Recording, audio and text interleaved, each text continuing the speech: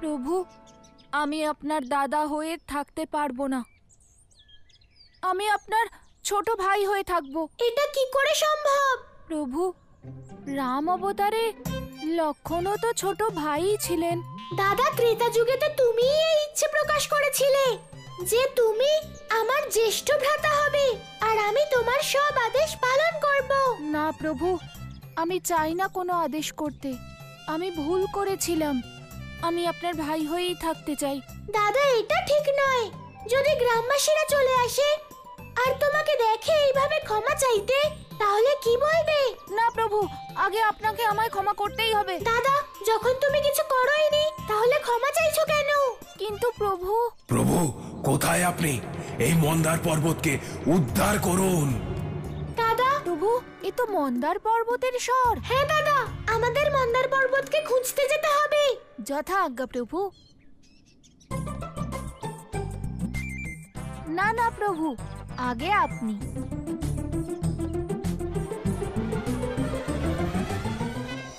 নারায়ণ নারায়ণ। প্রভু, শেষনাগের অবতার মন্দার মন্থনে কানাইকে সাহায্য তো করেছে, কিন্তু এমন মনে হচ্ছে যেন প্রভু যে এই কারণে পরম অবতার শ্রীকৃষ্ণের সামনে নতুন সমস্যা এসে দাঁড়িয়েছে। দেবর্ষি, বলরামের যতক্ষণ এটা মনে থাকবে যে উনি শেষনাগ, ততক্ষণ ওনার মন থেকে কানাইয়ের প্রতি এই প্রভু ভক্তি কিছুতেই যাবে না। ও চক্রধারী, ভগবান কংস কখনো হার মানে না। সংসারের কোন শক্তি আমার জয় আটকাতে পারবে না। তুমি তো কখনোই নয়। অনেক বিশ্রাম করেছো ক্ষীর সাগরে। এবার আমার আক্রমণের হাত থেকে বাঁচার জন্য প্রস্তুত হয়ে নাও।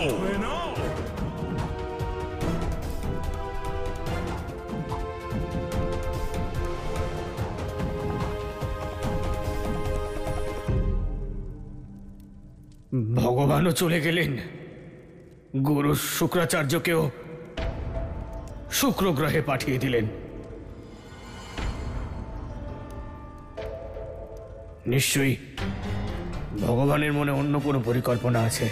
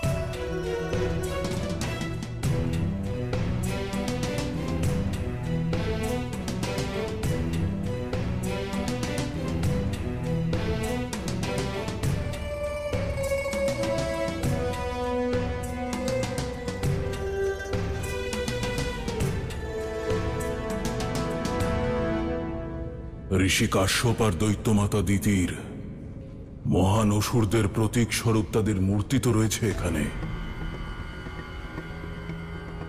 কিন্তু আমার প্রয়োজন অসুররাজ হিরণ্যকশিপু আর হিরণ্যাক্ষকে। কোথায় থাকতে পারে ওরা দুজন?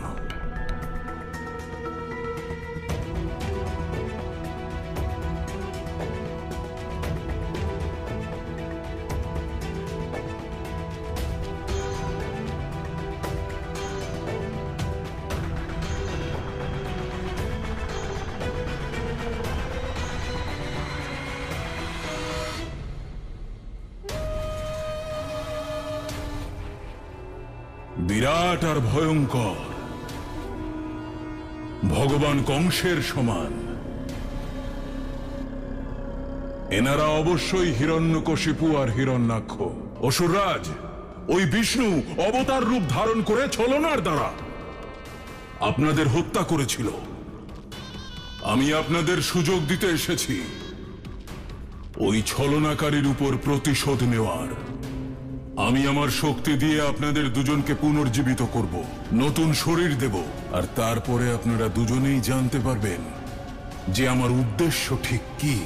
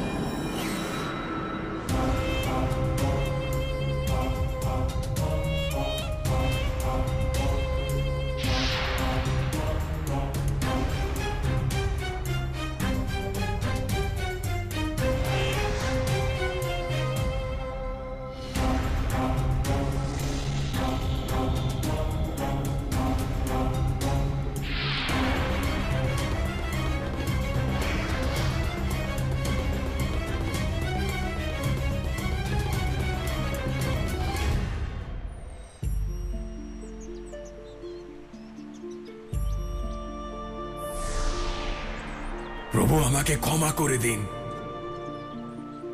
হে শেষনাগ, আমাকে ক্ষমা করে দিন। আমি অনেক বড় ভুল করেছি।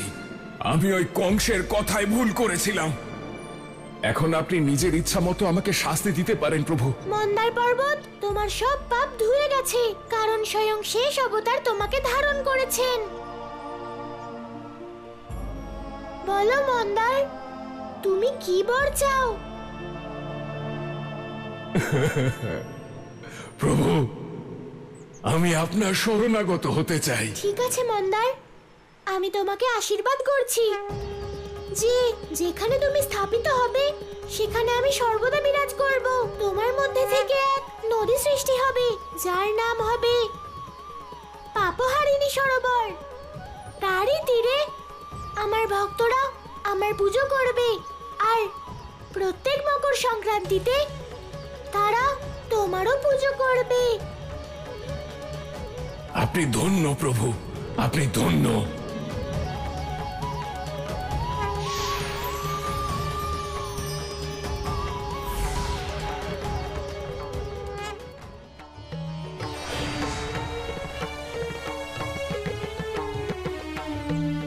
প্রভু, যেভাবে আপনি মন্দার পর্বতকে উদ্ধার করলেন ঠিক সেভাবেই আমাকেও উদ্ধার করুন প্রভু। না দাদা, অনেক হয়েছে, আমি আর শুনতে চাই না এইসব কথা। আমি চললাম। না প্রভু, আপনি আমাকে এভাবে ছেড়ে যেতে পারেন না প্রভু। আরে প্রভু, প্রভু! ভ্রাতা, আমরা যে আগে মারা গিয়েছিলাম সেটা স্বপ্ন ছিল, নাকি এখন যে জীবিত হয়েছি সেটা স্বপ্ন? দুটোই সত্য হিরণ্যাক্ষ। আমরা মরেও ছিলাম, পুনর্জীবিত হয়েছি। কিন্তু এটা কি করে সম্ভব হলো ভ্রাতা? আমাদের বিষ্ণুর মতো শত্রু যেমন আছে, তেমন কংসের মতো শক্তিশালী মিত্রও আছে।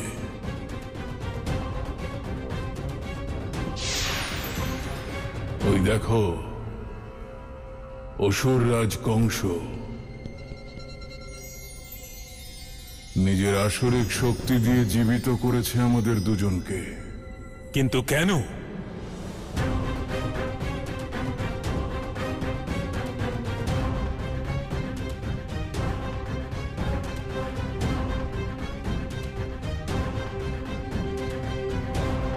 ওই বিষ্ণু পুনরায় অবতার রূপ ধারণ করেছে বৃন্দাবনে। আমাদের হত্যাকারী বিষ্ণুর অবতার? মিত্র কংস, তুমি আমাদের একটা অনেক বড় সুযোগ দিয়েছো। আমার মধ্যে বহু বছরের ক্রোধ জমে আছে। ওই বিষ্ণুর প্রতি আমার মুক্তি এই কারণেই হতে পারেনি কারণ আমি ওই বরাহরূপী বিষ্ণুর অবতারকে এখনো হত্যা করতে পারিনি। হিরণ্যাক্ষ আর হিরণ্যকশিপু এসে গেছে মিত্র কংস। এবার এই সংসারে না বিষ্ণুর অবতার বাঁচবে, আর না ওই বিষ্ণু।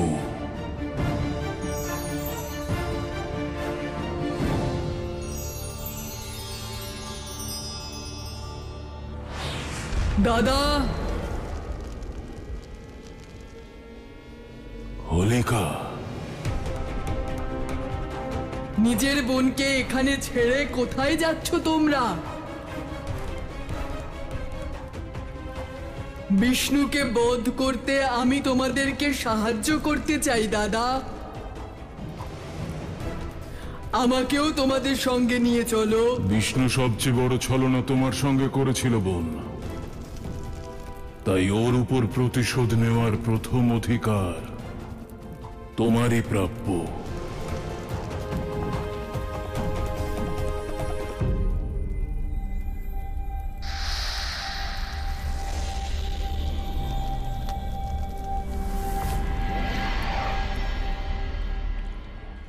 দাদা, সহস্র বছর ধরে আমি প্রতিশোধের আগুনে জ্বলছি।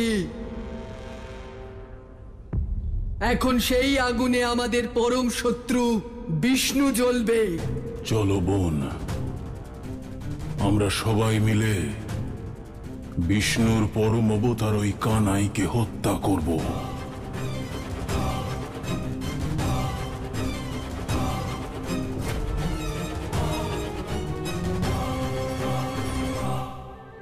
কানাই, আমি তোকে দাঁড়াতে বলছি কিন্তু। কানাই, কানাই দাঁড়া, না হলে কিন্তু। কানাই দাঁড়া, দাঁড়া। কানাই, তুই বলরামের হাত থেকে পালাতে পারবি না। দেখ কানাই, আমি কিন্তু দাঁড়াতে বলছি। শোনো কানাই, কানাই দাঁড়া।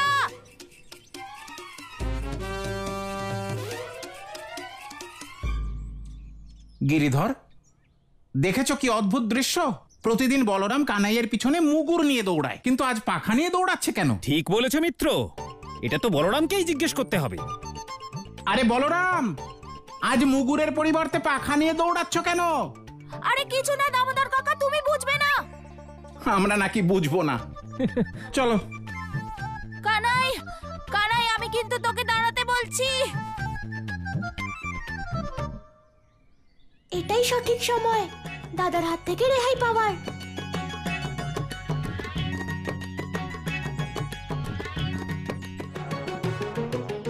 একে, আমার প্রভু কোথায় চলে গেলেন?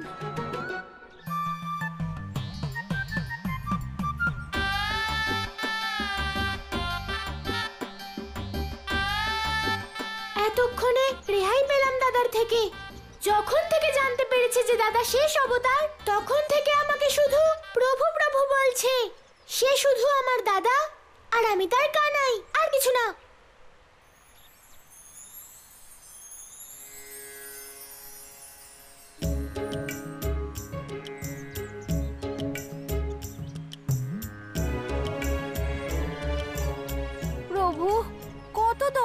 বললেন আপনি আপনার দাদাকে, আপনার ভক্তকে, কিন্তু এখন আর আমি আপনাকে কোথাও যেতে দেব না। এবার আমি আপনার সেবা করবই করব। আসুন প্রভু, নিজের স্থান গ্রহণ করুন প্রভু।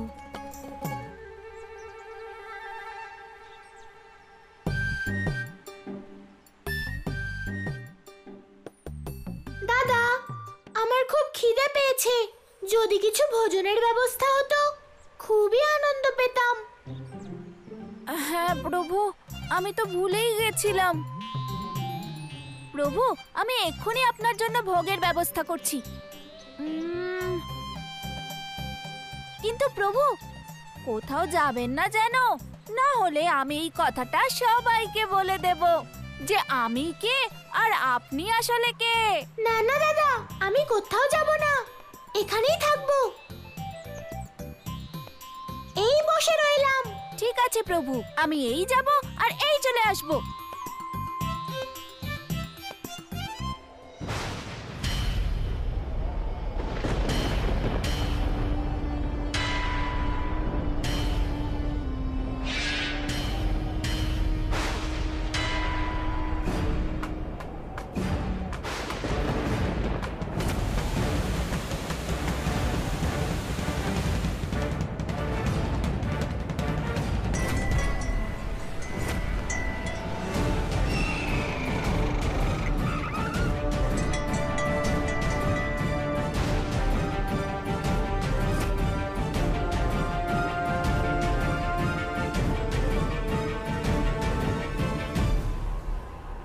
ওদের সময় তো অতীত হয়ে গেছে, তাহলে ওরা জীবিত হলো কি করে?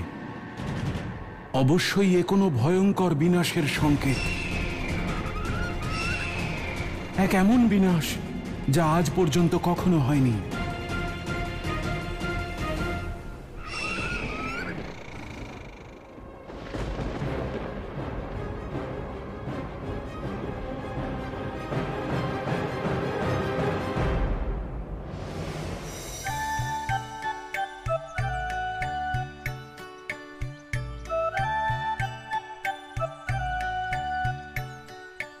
প্রভু, ভোগ গ্রহণ করুন।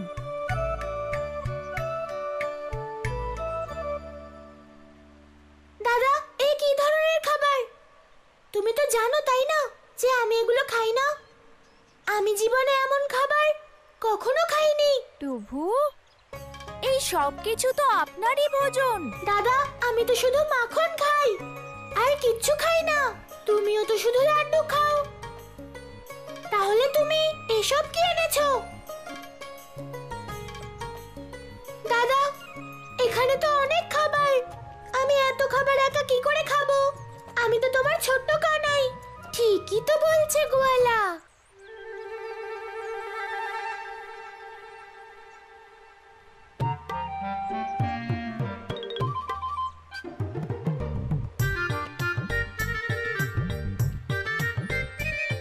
দাদা, গোয়ালা ঠিক বলছে। তুমি গোয়ালাকে কি রকম ভোগ দিয়েছো? ও এসব কি করে খাবে? না কুচু গোপিনী আবার কোত্থেকে এলো? এবার কি বিপদ হবে কে জানে। কানাই, খাবো তো দাদা। গোয়ালা, কানাই,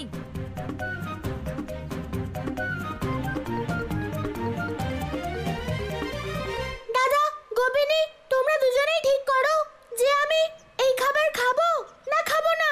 দাদা, গোয়ালা এই খাবার খাবে না। কানাই তো শুধু নিজের দাদার কথাই শুনবে।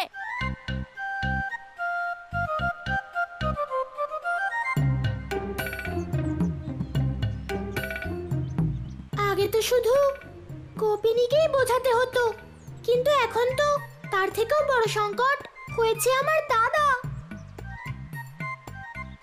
বুঝতে পারছি না এখন কি করব। খাবার তো ঈশ্বরের আশীর্বাদ। আমি না কি করে বলতে পারি?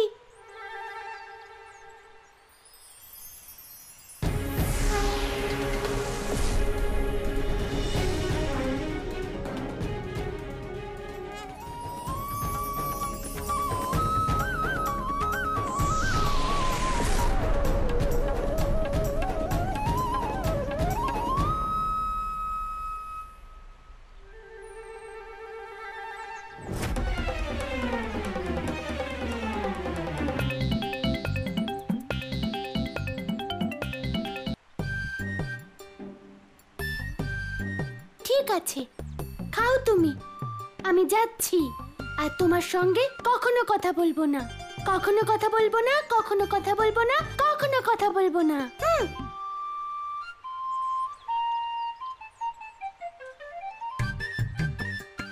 আর দাদা, আমি তোমার সঙ্গেও কখনো কথা বলবো না।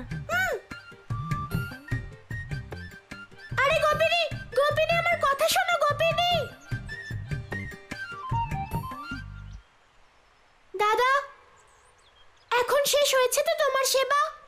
তাহলে এবার যাই। হ্যাঁ প্রভু, চলুন, কিন্তু এইভাবে নয়। এইভাবে নয়, তাহলে কিভাবে?